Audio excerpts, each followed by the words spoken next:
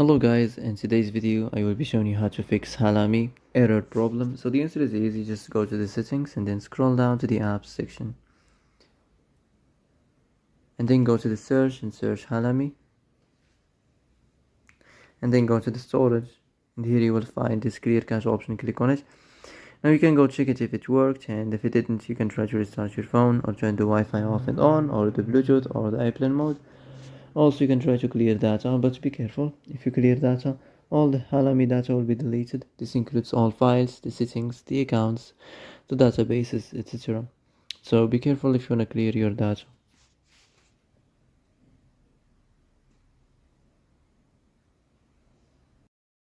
And that's it for today's video. I hope this is the answer you've been looking for. If you like this video, don't forget to like and subscribe, and see you in the next video.